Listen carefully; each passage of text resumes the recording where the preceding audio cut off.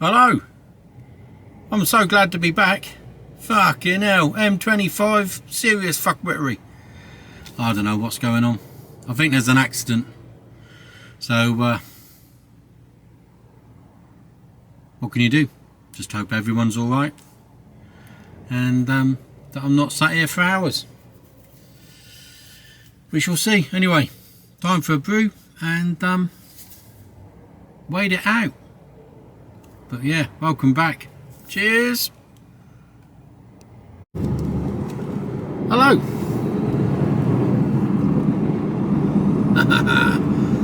Got things rigged up slightly differently. So, I'm back. I'm back. It's Tuesday.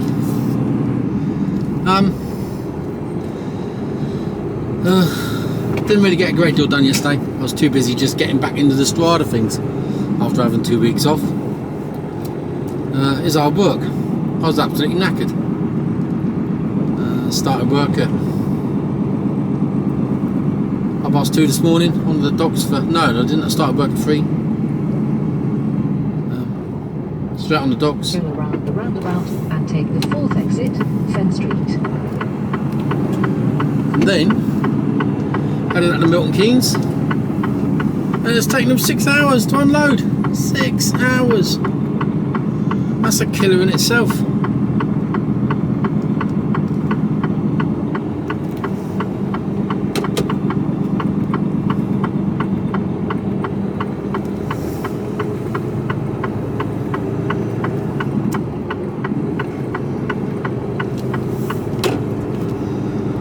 So now we're heading back to London Gateway again. After a quarter of a mile, go left on the roundabout and take the first exit, A421.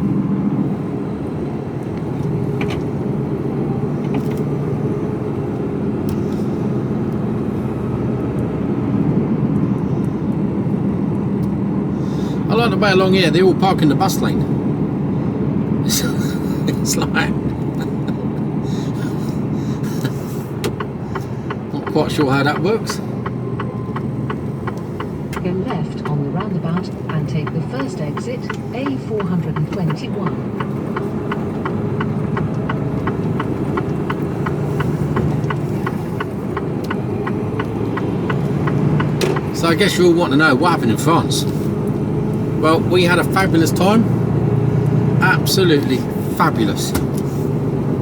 The area we went to was... Half a mile, cross the roundabout and take the second exit, then keep left. It's about halfway down France. So it's about 9 hours, 9 to 10 hours from Calais drive down. I'm towing a caravan, remember, not blasting it. I'm towing a caravan, and I stayed at 53 mile an hour. Just to be on the safe side. I could go a little faster, but I'm on holiday, I don't need to. It's like driving a truck at 53, that's what I do. So I was quite comfortable at that. And I was getting... Cross the roundabout and take the second exit, A421, then keep left. Best I got was 24 mile of the gallon. Which in a 3 litre lump like mine, towing a heavy old, big old caravan, I don't think was too bad. So anyway, the campsite was brilliant. Keep left. We looked at a couple of houses, which is the plan. And then out of the blue, the estate agent said, just after we'd looked at a couple, she had just got this new one come on the market. Don't know whether you'd be interested, but it's only down the road, 10 minutes. Do you want to go and have a look? Yeah, please. Because we didn't... Yeah, we found a couple that they were all right, but they didn't really hit the spot. We would have looked at them and gone, actually no, too much work, not enough land, didn't tick enough boxes, you know. It ticked several boxes, but not enough. And she showed us this one property, like I said, completely out of the blue, and we are smitten, to say the least. It ticks, I would say, about 95% of the boxes.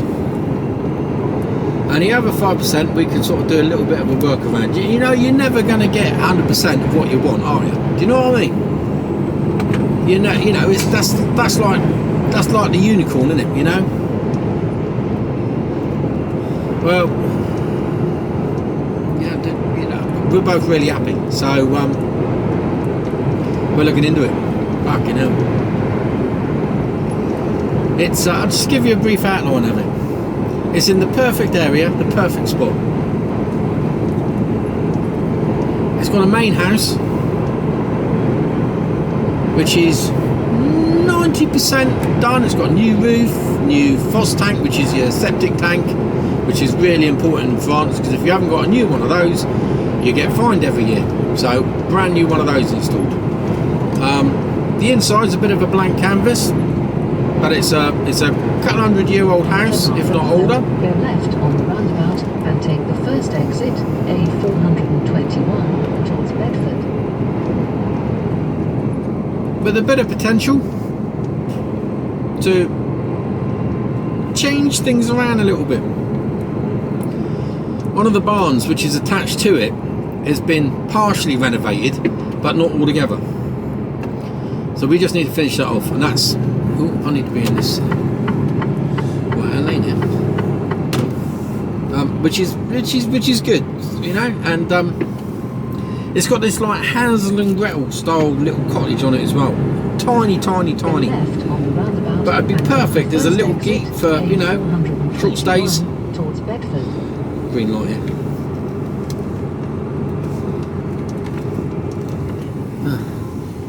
Sandy. And it's got this perfect little that we could turn into a geek quite simply. But the best bit about it all, it's got 3.5 acres of land. And not just 3.5 acres of land, but 3.5 acres of meadow land. Plus a huge garden. All in all, it's 3.5 acres. So it's about a half-acre garden and about 3 acres of meadow land. Make sure there's no one coming on the inside of me there. And which is perfect for what we want to do, and have glamping tents, and eventually we'll have a few either glamping pods or shepherd's huts, and take the second exit, A421, because you can make more money on those. Road. Going that way, I'm going this way. I'm going into this lane. Over here. After 400 feet, go left on the roundabout and take I'll let her do the talking. Exit, Salford Road, then turn right. Before I tell you how much. In actual fact, I'm not going to tell you how much. It's 3.5 acres of land. 3.5 acres of land. The house has got a new roof on it. It's set in a little hamlet with 1, 2, 3 other properties down a dead-end road, little single-track lane in the middle of nowhere. It's about 10-minute drive to the nearest village, which has everything in it. And the thing about the villages over there is that the vast, you know, other than the hamlets that have bugger all in them, but the little villages tend to have a butcher's, a baker's, little shop, you know. But the next village, which is 10-minute drive away, it's got a butcher's, a baker's, a couple of little restaurants, stroke bars, little bistro type places, dentists, doctors. It's got everything, little shop. It's got everything you need in it. A couple of banks, you know. It's got everything you need there. If you know, just to be able to, you know, do stuff, you know, without having to drive 15-20 minutes to the nearest big shops. And it's just idyllic. This place is just the meadow, from the top of the meadow sweeping down. I've got one. I'll try and put some pictures up.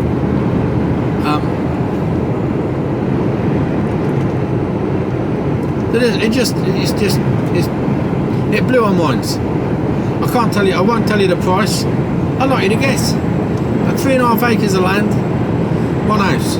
Oh, forgot to say, one house, which is you could move in tomorrow. I'd be perfectly happy without having to do a single thing. But we won't make some changes. It's got a little Hansel and Gretel styled type house. That needs a bit of work doing to it, but we can do that. It's got 2 wells. Now, you say, oh, it's got a well. Yeah, but it's vitally important in France. Because water, like water metered here, is it's on a par, but because it's a drier part of the world, you tend to use a little bit more. And to have 2 wells, which means you get free water. It's free water without to pay for it. It's brilliant. So we've got free water. We have, and this is the bit I love. It's the little quirky things. In the Hansel and Gretel house, it has a wood of a bread oven. So think pizza oven, but a little bit bigger. Perfect. But on the main house, around the side of the house, there is a full-sized bread oven, stone bread oven, and it's in really good condition. And that just opens up all sorts of possibilities, because you know I like to cook, so I'm liking the look of that. Oh yeah, the other thing I've nearly forgot. Within the grounds of the house, or in the gardens, there is the ruin of an old house.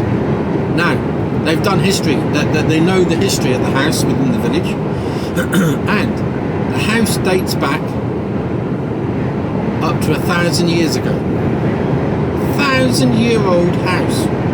It's only the ruins, mind you. You couldn't live in it, you know. It's only got, well, I've only been able to see one wall so far because it was all totally overgrown. Totally, and I mean totally overgrown. It's got trees growing out in the middle of it. But there is the ruins of an old, really old house, and it had 7. And the reason they know about this is that it had 7 generations of notaires living in it. Now, a notaire is a solicitor. So in France, obviously, in France, in a rural location, the solicitor was quite a big thing. So we had 7 generations of solicitors living in that house, and it's all traceable. So they know the age of the property. And it's just, and the grounds are just, we've had so many ideas as to what to do and how to do it. It's been a bit of a buzz since we've got back. So the thing with the thing with the French is the bureaucracy and paperwork involved. And if one of the things the French like to do is to put paperwork and bureaucracy in the way. However, our estate agent has lived in the village, or lived very close by. I think she only lives about 10 minutes away. She said she's British, lived over there for 18 years. And everything, unlike in this country, everything has to go through the mayor. So they call the mayor the Marie. Looks like it's Mary, M-A-R-I-E. But it's not, that's the mayor, village mayor, or town mayor. And a town mayor holds the keys to the castle, if you like, you know.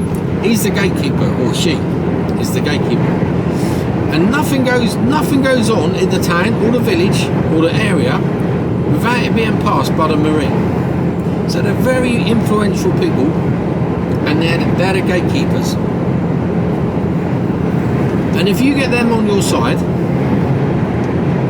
yeah, not home and dry, but things tend to work in your favour. So we spoke to the estate agent, and she was a really nice lady, actually, really, really nice, and said, you know, for us to put an offer on this, we need to know that we can do what we want to do. So here's an outline plan of what we would like to do and what we'd like to seem to be doing. She said, well, I can run that past the Marie and see what she says. So, okay, and we thought, well, you know, this is on the Thursday before we came home, so it was only last Thursday. And we thought, well, we'll see what happens. You know, it'll probably take 3 or 4 weeks. And bear in mind, the French closed down in August. you know, we don't expect to hear anything now until September. Friday we get an email back from the estate agent.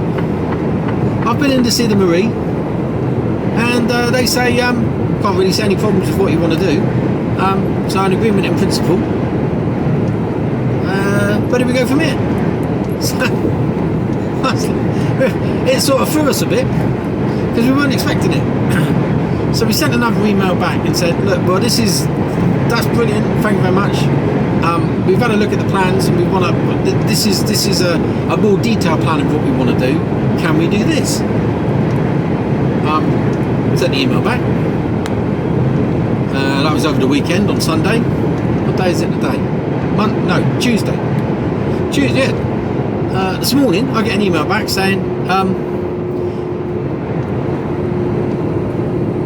can't see there being a problem with any of these. With the extra bits that you said. Well, one of the things they said was you can't do this, but you can do this. And the moment I looked at it, we went, blimey, that's blindingly obvious, really. And it actually makes us more money. Yeah, we're happy with that.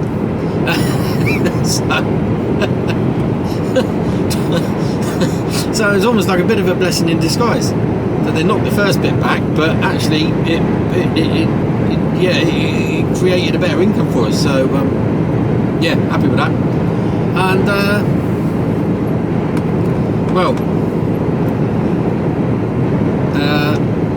yeah, we're just going through the motions. Yeah, we haven't put an offer in. We're waiting for some more the detailed plans to come through and all the bits and pieces like that. Then we can put an offer in. Well, we've got to secure the funding, which we can easily do. Well, I wouldn't say easily, but we can do it. Yeah, we can easily do it. So that's not an issue. Move over. Running out of road because this stretch of road here, this is going off the little point a bit. It alternates between 3 lanes and 4 lanes, and you get into the 4th lane, you get into the first lane, you think it's the first lane, which is the hard shoulder, and then it doesn't stay hard, it doesn't stay smart motorway for very long, and then it changes back, then it changes and it changes back. It's like you're just creating fucking havoc because you never know where you are. So anyway, really exciting things happening. So we now have we've sort of honed it in a bit.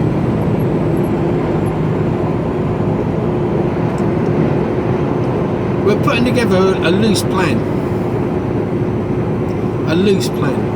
Obviously plans can change, but at the moment, if all things go well, if everything goes ahead, well, we don't know. You know, we're not moving over straight away. Be a couple of years before we go. So now I've gone back to fucking 4 lanes.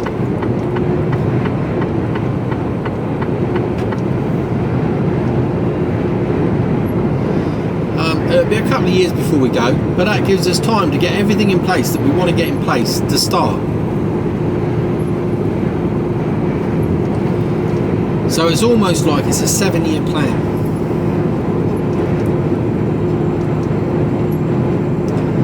And this will see us into our old age.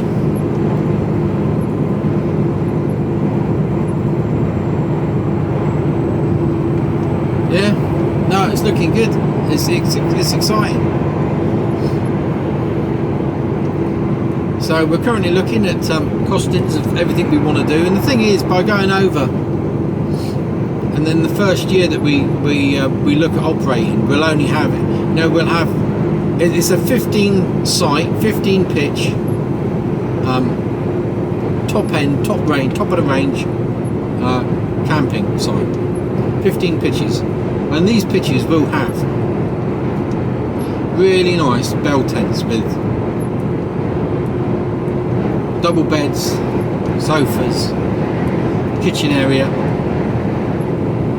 showers, shower each, toilet, and we're looking at the cost of these, and we already know the cost. See, the fucking lane's moving back again now. Now I've got to try and get out. Everyone's got to do a lane shuffle. Miles, take the exit 11A505 towards Newton Central. Oh my fuck. Straight down the M1. What are you fucking about with? What are you talking about? So,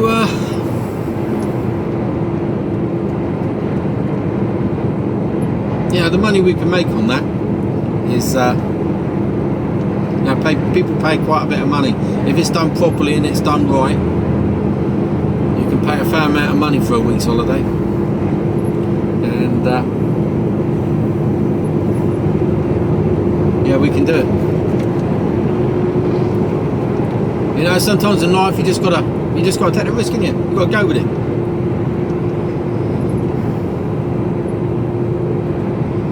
I'm not sure that last strap is actually going to do anything there. This. After half a mile, take the exit 11 If you can see that. 505 towards Newton Central. Then go left on the roundabout and take the first exit. Now we're back to 4 lanes again. Get back over. Take the exit 11. Then go left on the roundabout. No. Take the exit 11. Then go left on the roundabout and take the first exit. I've no idea why it's trying to take me off.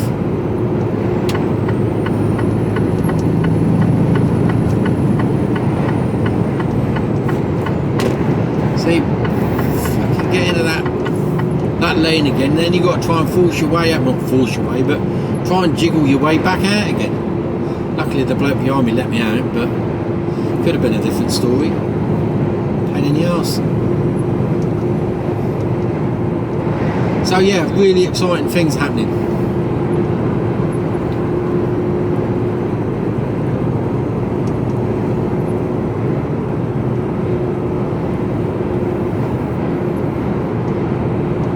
But the beauty of it, doing it the way that we're doing it, there's no rush. There's no rush. We can get things done in our time. We'll have we know we've got to run some electrics and we've got to run some water pipe. And we've got to build the basis. But in the first year we only envisage, the plan would be to only have 3 belt ends up. And run them for a season.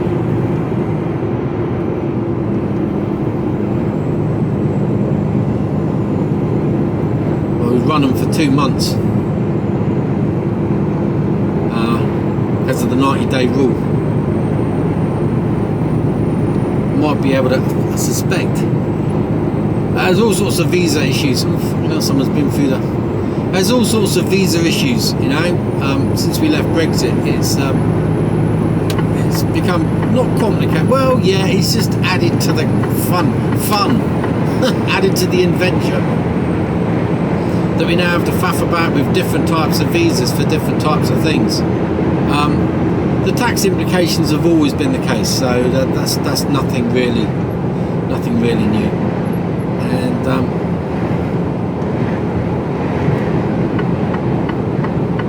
yeah, we can sort of do a workaround on that, but it's how long we can get different visas for, and which is the best visa to go for at the time. So. Because what I envisage doing is going over for a period of time, doing my 90-day stints, and then coming back and working agency work or something like that, to build up enough funds to be able to go back again, and then spend a bit more time over there, come back, go backwards and forwards for the first couple of years, or until such times as we think, actually, do you know what? Let's stop pissing about and just go for it. Which I probably will be sooner rather than later. But we're looking at 2 years max. That gives us all the time in the world. We need to get our ducks in a row. So yeah, exciting times. So in case you're wondering where I am, I'm on the M1 southbound now. And after half a mile, keep right. I'm heading back to London Gateway.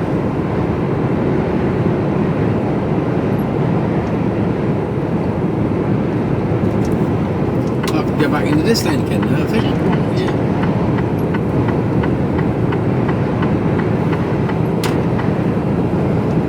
Ooh.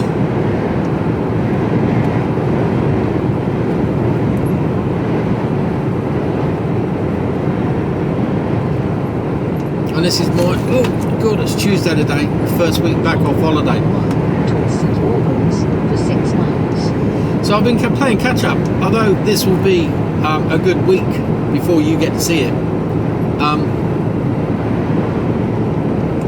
I've been playing catch up, so I just didn't have time when I was on holiday to get a load of videos done. Do you know, I didn't pick one, I didn't even, Kira never, and it's really unlikely, unusual for Kira not to check her emails or go online or have to do something while we're away, even at weekends. She has to do something. Nature of the work, nature of the business that she's in. We did 2 weeks, she didn't take her laptop, I took my laptop and never used it. That was a bit like the bikes. We put the bikes on the bike rack. Never rode them once. Not once. Fucking hell, look at that boy on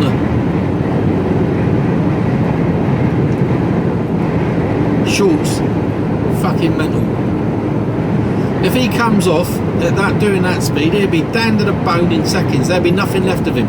You won't need a skin graft. There'll be fuck all left to graft onto. I hate seeing people with not the right protective gear on.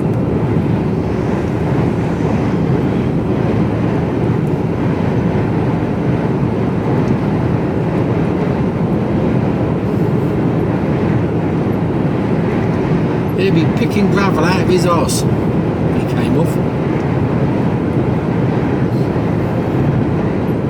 Yeah, fucking it. Not even his own mother would fucking recognise him. It'd be just like a fucking sponge soaked in fucking blood. The only thing that'd be left of him would be his head, because he's got his helmet on.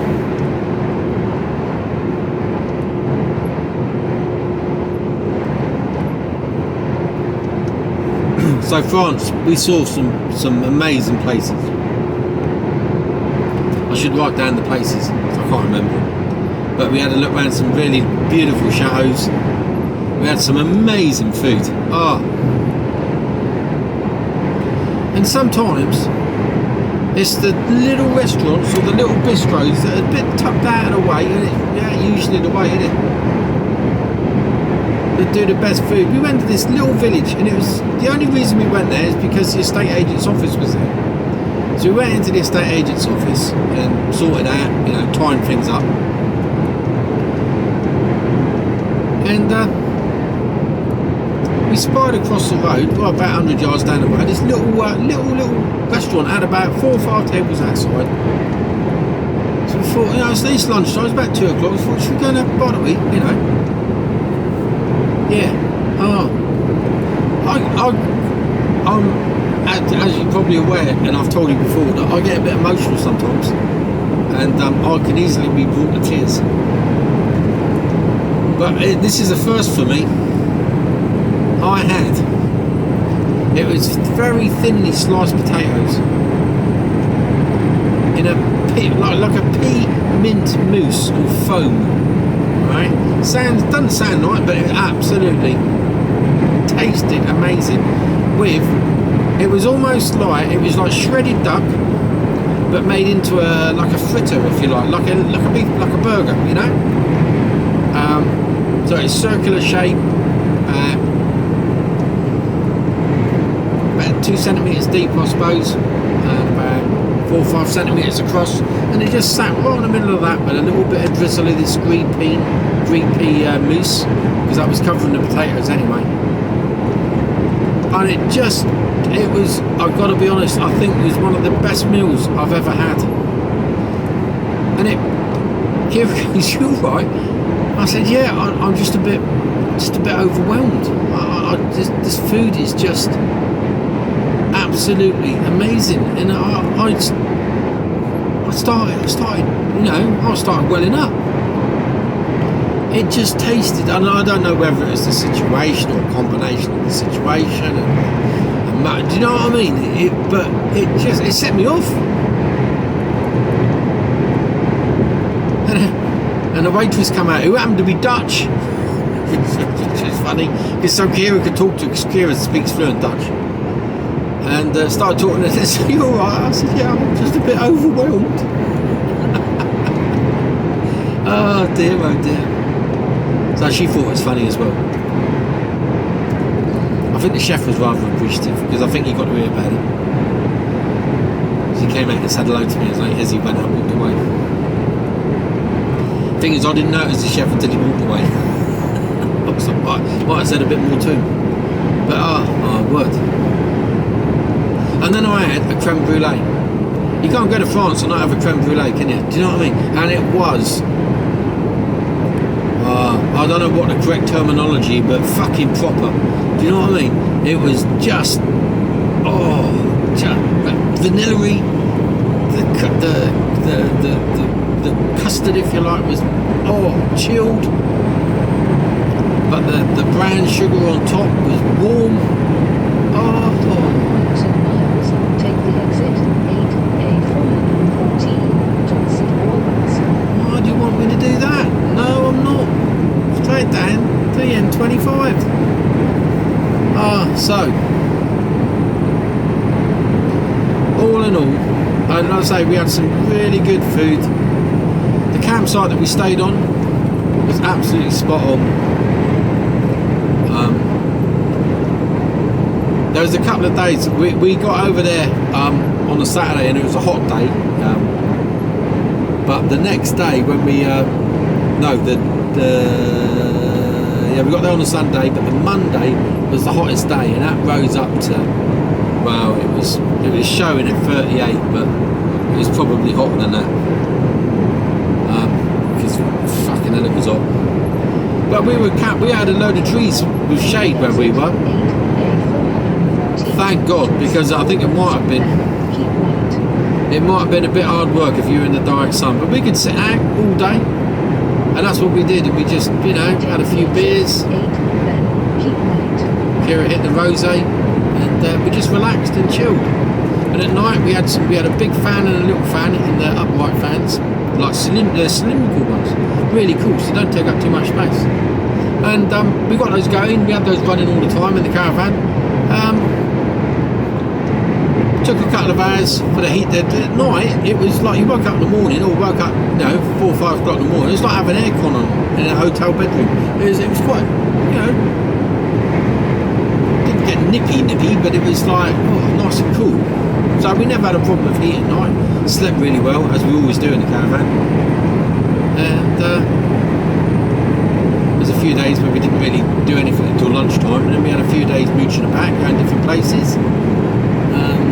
We went to there's 2 places we wanted to go to. We did those. And we went to a couple of markets. One was okay. Well, we got there late and it was starting to close. So we thought we'd go to an evening one, and it wasn't really an evening market. It was just a bit strange, really. It's full of Brits getting pissed. It's really bizarre. Old people as well. It was just really funny.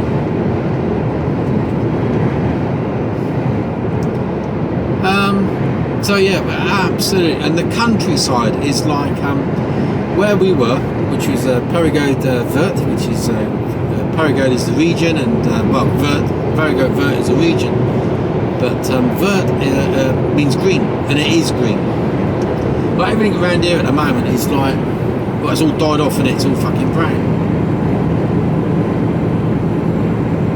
You can see everything around here is all brown, apart from the trees. But the grass over there is still pretty green. It's got its own little microclimate where it's warm, but it's green. And it's not muggy like here. It's a different type of heat. It's not muggy. It's a dry warm with a cooling breeze. It's just lovely. Lovely.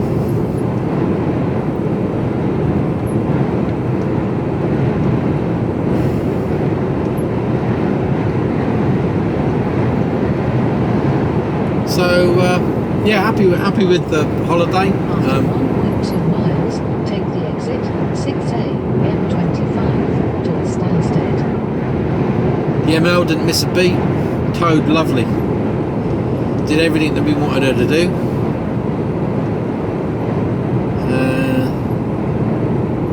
Just had a really good time. We didn't spend too much money either, to be honest. Didn't spend a great deal. The most expensive things, I think, were the when we ate out, when we wanted to eat out.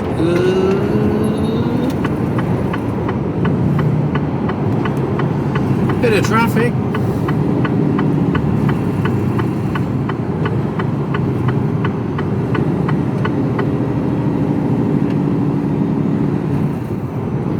On it, come up on us a little bit quick there. So yeah, it was just everything about the place was fabulous. Tell you what it reminds me of. It reminded me of the area. It reminded me of Dorset because it was quite hilly and lots of little valleys and windy roads but the roads. Oh yeah, the roads over there. Oh my word, the roads over there are fabulous. It's probably a motorbiker's paradise. The roads are lovely. Towards Stansted, then keep left. You know, long straights and then some load of really windy bits. Take the exit 6A. Beautiful scenery. You know, you go around a corner and up a hill, and then there's another little view, and then there's over the fields, and it was just very rural, very agricultural, but just really pretty. Fields full of sunflowers. It was just After a quarter of a mile, keep left, then take the middleway. if I could afford to do it, I'd be gone. I'd be there now. I wouldn't come back.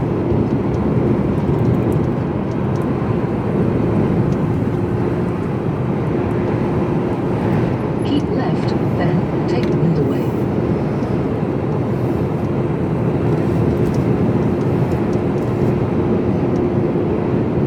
The tolls were quite expensive. Well, yeah, the tolls were expensive. Well, some of them were. Well, yeah.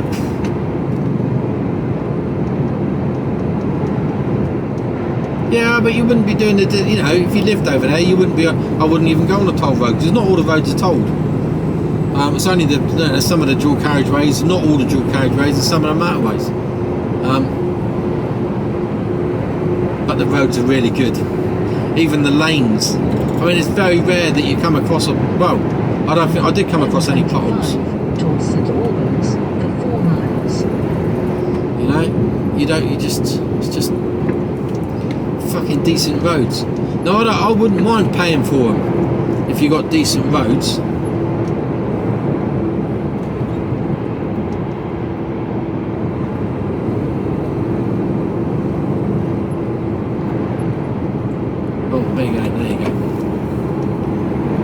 So I wasn't going to leave you hanging out to dry as soon as you let me come out there. So again, no, I can get my foot down and get past you. As long as he don't decide to come in while I'm doing that, that'll be alright. There you go.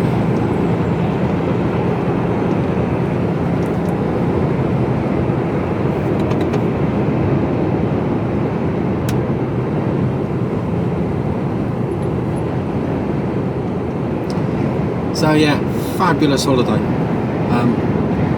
So thank you all. Thank you to everyone that contributed to buy me a coffee. It was spent on. I did buy a bit of coffee while I was at it. It was mostly spent on alcohol. I'll be honest. And very nice. I'll tell you what. I tried to drink where I could French lager. They don't piss about the French, I tell you. And try finding it. I didn't. You couldn't even buy Stella Artois in the supermarket. It didn't sell it, and it didn't sell. I think I saw Kronenberg, but not a lot of it. But a lot of the local brews they served. You know, the local ales and the wheat beers and the IPAs. And rouge, red bear, like berry fruit beers, which I quite like. I've got a sweet tooth, so it appeals to me. Not everyone's cup of tea, but you know, I quite like it. But over here, you know, like your average lager is probably about 4.5%, isn't it? Like your Fosters and your Carlsbergs and stuff like that. You get onto your wife beater, a Stella and Kronenberg, and it's around the 5% mark, or 4.8. But they've tamed it down, haven't they? Because Stella used to be 5%, and they've tamed that down to 4.5 or whatever it is. You know, you've got to drink more of it just to have the same, just to get a bit pissed. So over there, they don't fuck about. You try finding a beer that's under 5%, because you're going to struggle. And they even had one, and it was called a light beer, and that it was this French lager, and it was still 4.8%, and that was classed as light. That cracked me up. But it's not unusual to see lagers running at 6, 6.5, 7.2%. You know, it's this. But they have a different drinking culture over there. They don't like drink 7 pints of an evening and get up and go to work the next day. They have a couple of beers with their dinner, or a glass of wine, a couple of glasses of wine, or a bottle of wine, and it's all very, do you know what I mean? It's spread out through the evening. So if they were drinking they'd have 2 or 3 bottles, glasses, bottles of beer. Fuck off. But these bottles of beer are only small dumpy ones, you know. Trouble is, I get on it, I fucking neck them straight away. It's like a couple of sips and it was gone. There's a couple of nights I lost the use of my legs. It's like, fucking hell. That's some good gear.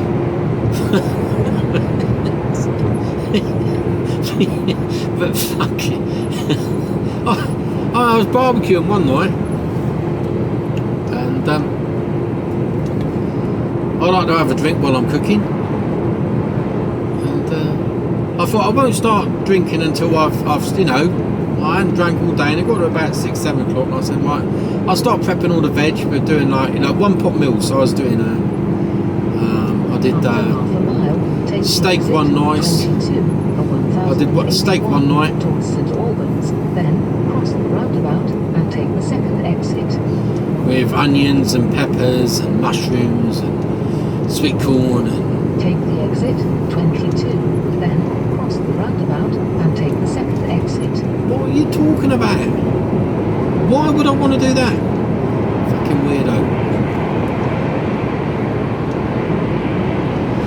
So, yeah, and so by the time I, you know, and I like to just. Oh, shut up! Roundabout and take the second exit on 1081 towards St Albans. Thank you. So I like to, you know, plan everything out and get everything out and just slowly chop my way through, and it's all part of the process, isn't it? You know, it's like, you know, my heart and soul goes into cooking the meal. Trouble is, so does drinking, and I'd had about 4 beers, went to stand up, fucking nearly dropped a lot. Because, you know, they're running at 6.5%, some of these I was drinking, and it was.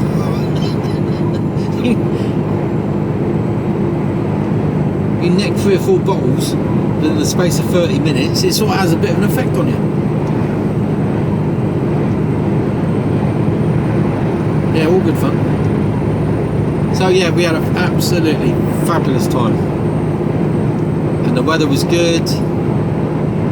Rained one night. Didn't make any difference to us. Yeah, no, it was just absolutely, it was just really good holiday, and we need, and I'll tell you, I've got to be honest with you, fucking needed it, really needed it. I was getting to a point where, before I went on holiday,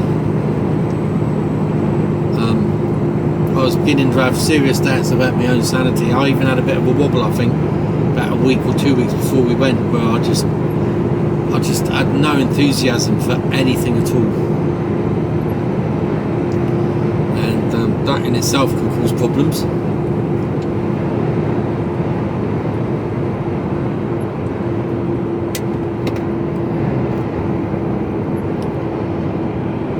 Okay, let's have a lane.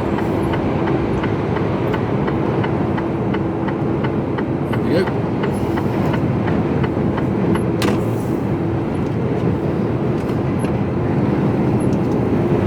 After 1.2 miles, take the exit 23A1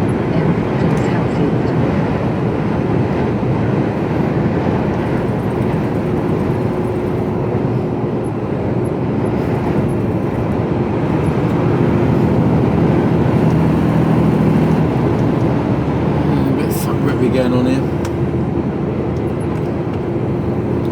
See, this truck's going really slow. I'm going for it.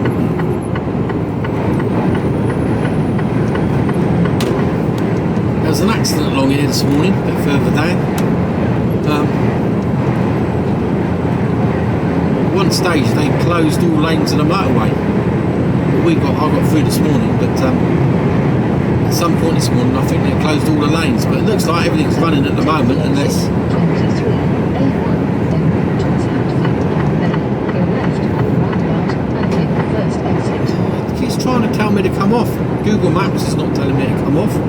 Take the exit 23, then go left on the roundabout. It's trying to tell me to do a 20-mile detour.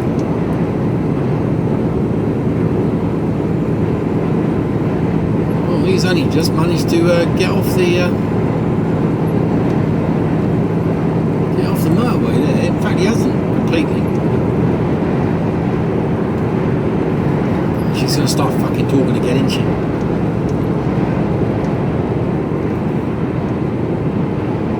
So I've moved the dash cam over to my right hand side.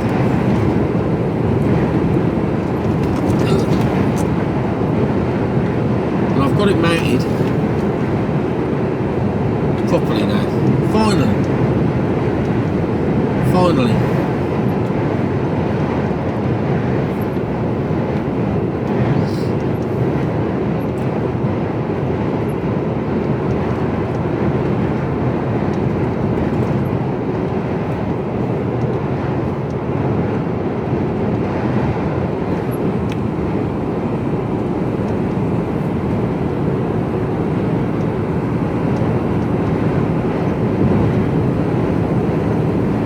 Over again.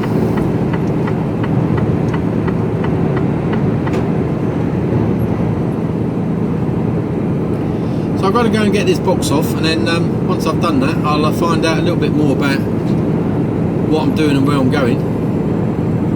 It's now 2 o'clock. I started at 3 this morning, so I won't be probably doing a great deal after I've got this box off. Could be back to the yard, refuel, depending on where I'm going, and then call it a day. So start at 3. By the time I get back, it'll be 3.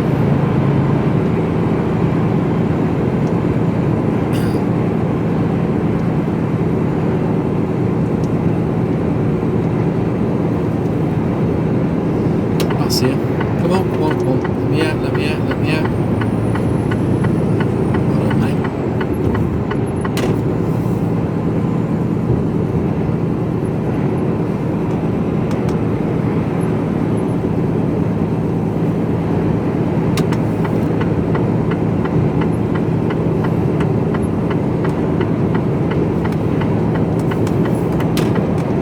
Shakespeare's Transport, thank you very much.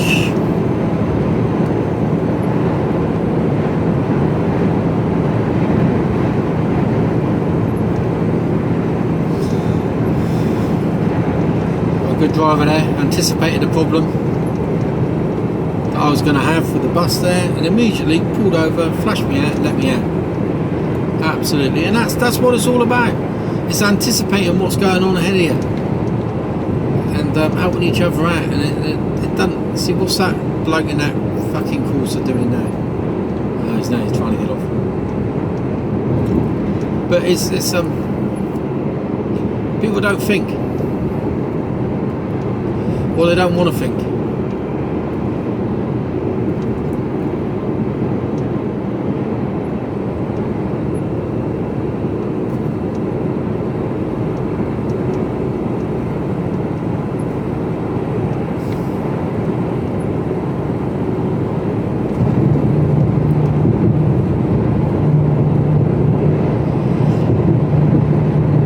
Didn't see any fucking concrete motorways either over there.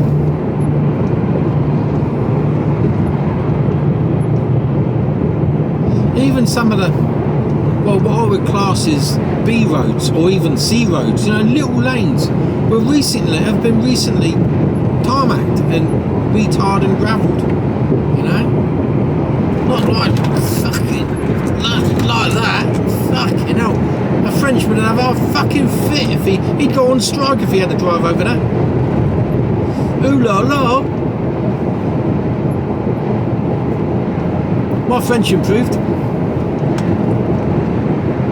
As long as I can work into the sentence something to do with monkeys, baguettes, boats and bridges, I'm fucking home and dry. I'm fluent.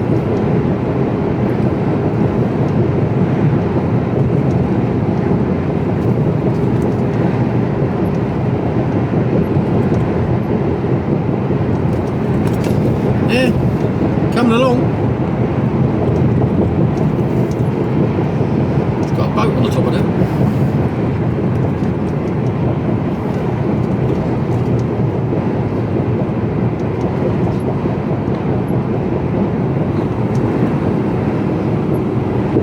Yeah, they wouldn't stand for this sort of road surface.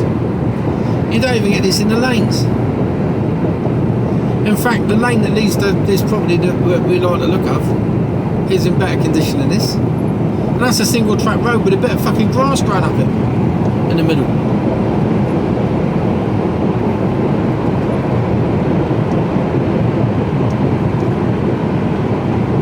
I'd have liked to have gone back and had a proper picture taking session.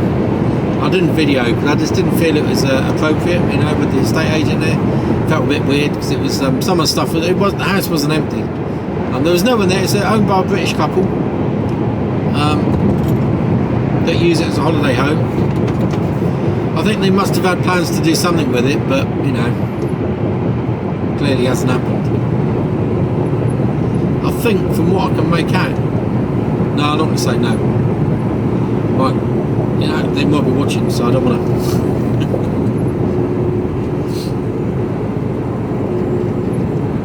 No, it's a lovely house. I say, new roof. Wow, that doesn't happen very often. Brand spanking new. Needs finishing off. I think one side needs guttering up on it. And a new, what they call a FOSS tank, which is like a septic tank. And as I said earlier, French are quite, the French are funny, I tell you. They can get all up high and mighty about certain things, and other things it's like, oh yeah, that's alright. Oh, fucking hell.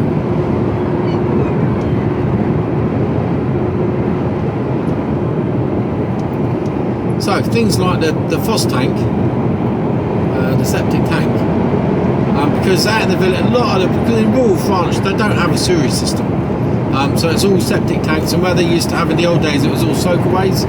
They've gone away from that. Now it has to go through well, it's like it is a soakaway, but it's a new design that works better, and it just works as a modern equivalent, and they have to be fitted. If you don't, you're fined. And this has got a new one fitted, so that's another big bonus. You know, you're talking to have one fitted is around 12,000 euros. So, you know, a fair chunk of wedge. Do you know what I mean?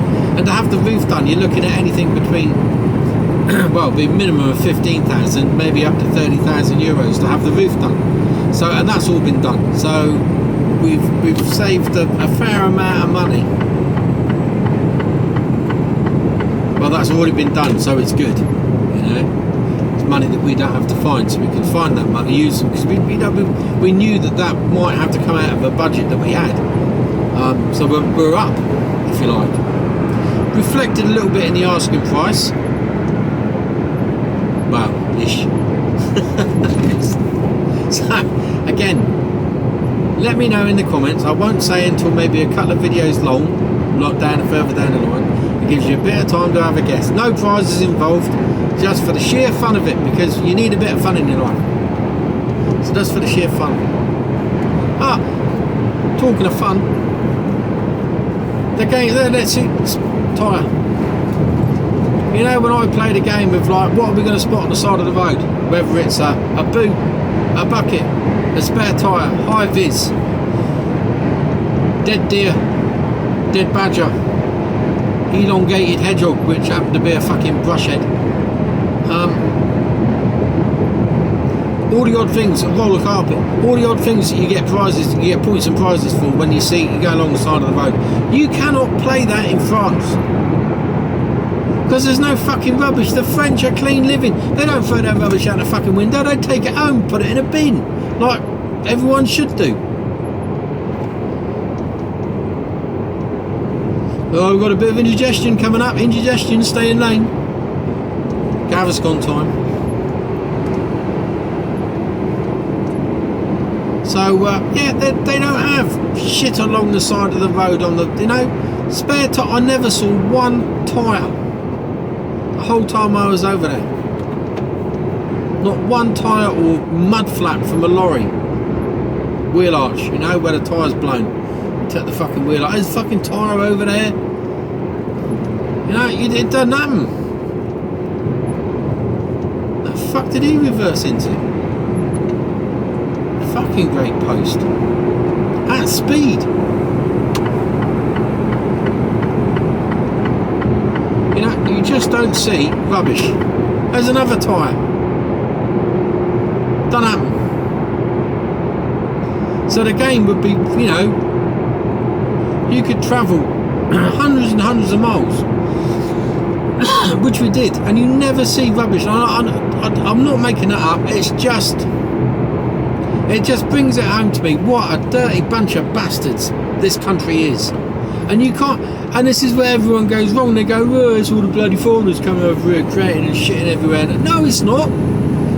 Because if it was, it'd be like it in France. But I've got to be honest with you, I didn't see a great deal of French lorries. Not like you see like UK lorries. The vast majority of them were Eastern European. A lot of Czech lorries, a lot of Romanian lorries, and a lot of Polish lorries, and a lot of tons of Spanish. Plying their trade up and down the motorways. And you know, everyone's saying, oh, it's the bloody Eastern Europeans that come over here. No, it's not.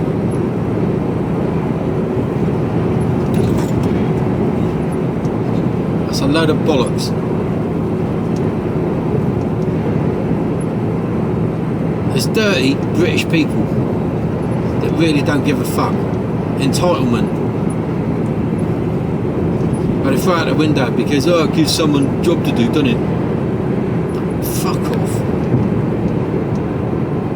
I mean, why leave that tyre there? There's another tyre there. Why leave it there? Why do that? They say, oh, if you take it back, we've got to dispose of it. Well, yeah. You've got to dispose of it.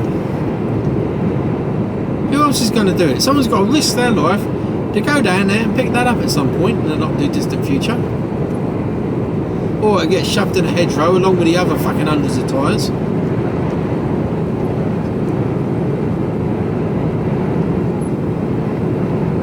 Another tyre. That's just, the more I look, there's straps all over the place.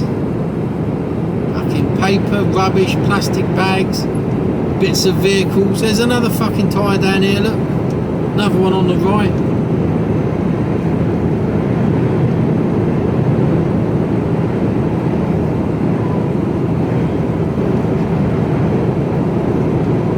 Everywhere you look, there's shit. Rubbish. You know, it's really noticeable. There were a few places, and I'll tell you what as well, we were driving through this town and it had a McDonald's in it, and the only time we saw rubbish on the road was near that McDonald's, because it was a McDonald's brown bag, you know, it was all the same, isn't it? With the fucking drink hanging out of it, fucking spilt everywhere, and that was just thrown on the side of the road. That's the one. And you've got to look at the demographics of who uses McDonald's, and it's the same in this country. That the fast food outlets, there's always fucking McDonald's and KFC, Burger King, you name it. There's fucking rubbish lying around, isn't there?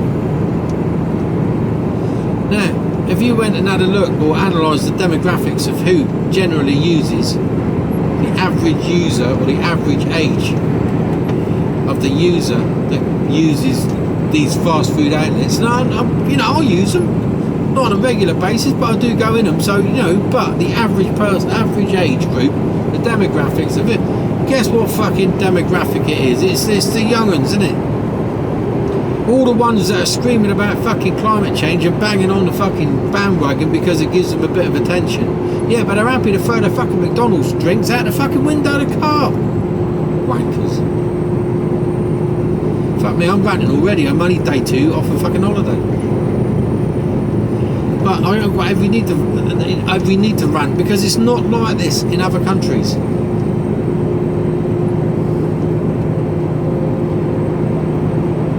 And that's the point I'm trying to make, you know.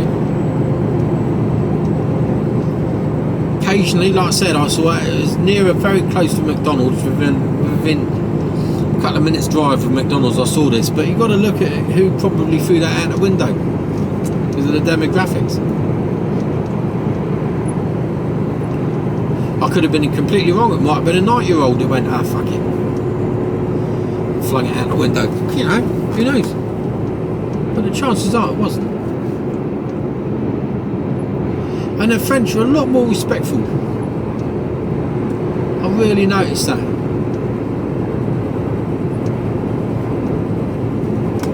A lot more respectful. And it's the way they talk to you. You know, they have their language is all set up to be respectful.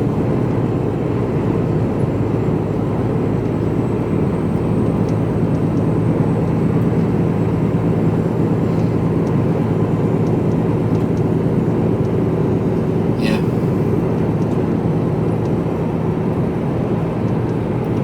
It's like going back to the. It's quite amusing. We went to a restaurant at 1 o'clock. And it said, it was in the Market Square, this little village we went into. And we liked it. It looked busy, so we thought, oh, we'll go there. He says, oh, sorry, we are closed. And Kira speaks fluent, so it wasn't that we were English, because she speaks fluent French as well. And he said, what do you mean you're closed? We're closed for lunch. What do you mean you're closed for lunch? You're a restaurant. Yeah, but we're now closing. So if you're eating, you know, they don't, you know, it's not like, oh, we should, you know, in this country it'd be like, yeah, we'll find a seat for you, you know, we'll work on and we'll get you fed. It's only 1 o'clock. We'll do that. No, not in France. It's like, no, we stop, you know, we finish at 2. So if you're not sat down by 1 o'clock, it takes an hour for you to eat your meal, all done, dusted by 2 o'clock, we're closing up. The French are, it's like, yeah. A French restaurant that closes for lunch, brilliant. Do you know what? I like the attitude of that. You know, they have 2-hour lunch breaks. They don't start until about 8:30, 9 o'clock in the morning. The average French person, you know, like our shops, they open at about 8:30, 9 o'clock in the morning. They're closed between sort of 12, 12:30 and 2:30. And then they stay home till about 4, 5 o'clock, and then they all go home. Fucking brilliant, I love it. Nothing's open on a Sunday apart from the touristy places where, you know, where it's business as usual. And even, you know, like the real touristy places are open, you know, they don't close for lunch or anything, but out in the villages, we went there, like I say, we went to this bistro and we said no, we're closed. But touristy places, but I don't want that, and we're not living in a, well, we are sort of fairly touristy area. But I like that. I like the simplicity. I like the, saying that, I'll get over there and it'll start doing me editing. But I like the simplicity, and they've got the correct work-life balance, or rather life-work balance, where we've got it arse about face, haven't we? Work, fucking drop dead. Now they got live a bit longer, enjoy life, don't work too hard, we've got enough money to see us through, and crack on, enjoy yourself. Yeah, the French have got it fucking sussed, I reckon. And their fuel is so much cheaper over there. People say about the cost of living. Well, I don't know if I think we need to have a fucking reality check of our own country first, the way prices are going. I didn't see anything fucking super expensive over there.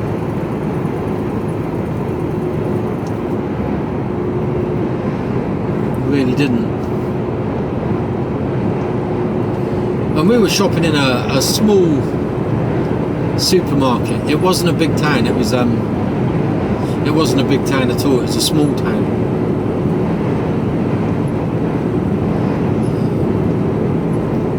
It was sort of half between a village and a town. Do you know what I mean? So it had one supermarket and one petrol station, a couple of butchers. Well, I had one butcher's, I think, which was closed when I went there. Had a couple of bars and restaurants. Had a hairdressers. It had a pharmacy. So it was it wasn't a big place. And the supermarket was like small to medium sized supermarket, but they had everything you could possibly want in there. Never once did we go in there and go, oh, can't find this, can't find that. In fact, they had Marmite, Worcester sauce, Heinz tomato sauce, Bisto, what else did they have? Oh, PG tips and Thai food tea. So they had a little, like we get like Polish section, they had a little English section. It's quite nice. Heinz salad cream.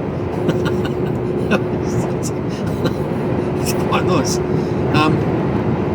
But it wasn't a big shop, but it had everything in it, and nothing was nothing that we thought was, oh, that was expensive. There's a couple of things, but you go around Tesco's and you go, oh fuck, now that's not really worth the money these days. Before we never used to bother too much. Used to just like fucking stick it in the basket and in the trolley and away you went. Now you're starting to take a little bit more notice, aren't you? Well, we are. We're going, it's nice, it ain't that fucking nice, not at that price.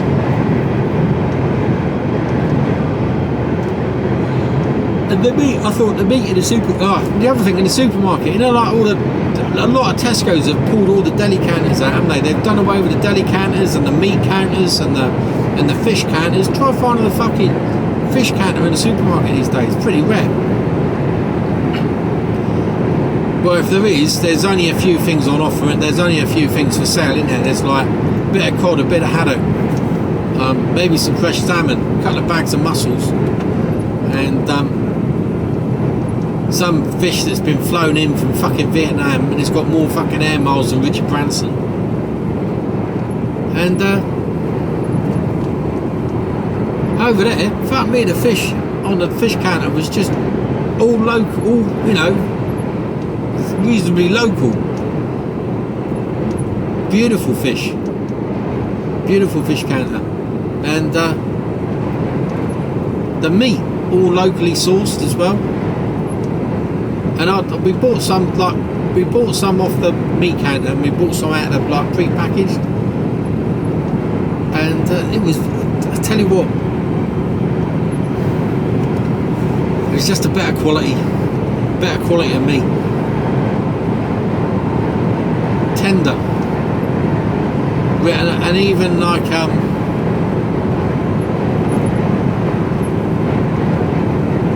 even a cheap cut meat was really tender. It was just better all round, really.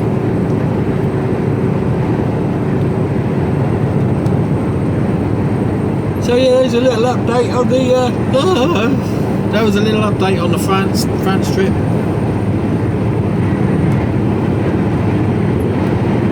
All the rubbish out the back of that tipper's about to come out any fucking minute, I think. You're a V8 rolling away, there we go. Struggling to get to the fucking hill though. The front's hanging off.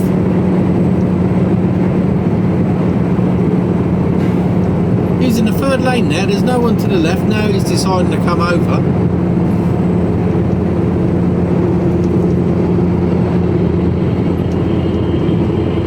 Don't know if you can hear him.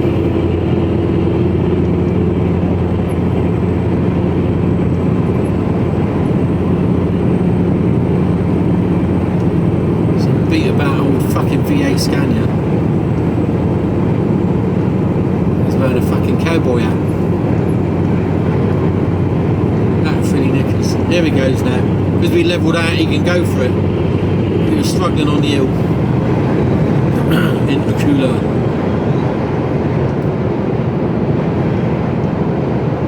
Keep fronts hanging off. Chrome straight stacks. 04 plate. Fuck me out, it's got some miles on the clock. Another tyre.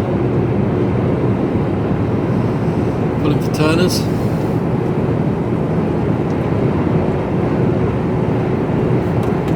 Go on then, you coming in? Okay boy. No. Stay out there and cause fucking havoc, won't you? So I'm a V8 driver, I can fucking drive down that lane without moving over. I'm entitled to do that. Saw very few V8s in Europe.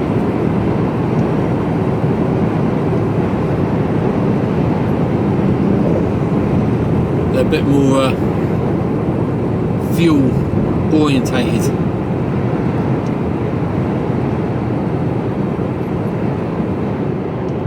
Slightly aggressive, more aggressive driving over there.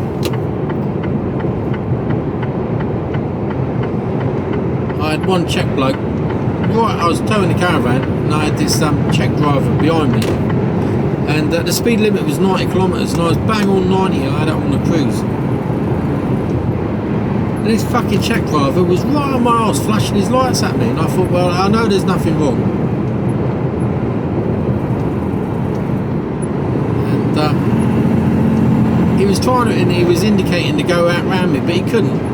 But he wanted to, because there was he just wanted me to go a bit faster. 2 miles, keep right. So he wasn't willing to overtake me because there was a no overtaking lane. But he wanted me to go faster. I was like, you forget the fuck, I'm doing what the speed limit. I'm not going faster just because you want to go faster down the hills. Knobber.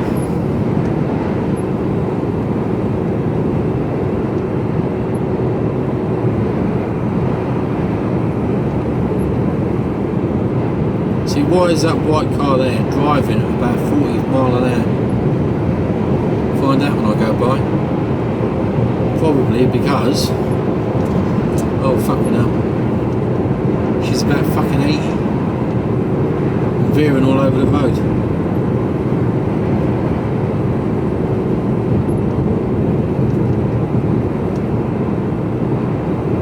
After half a mile, keep right.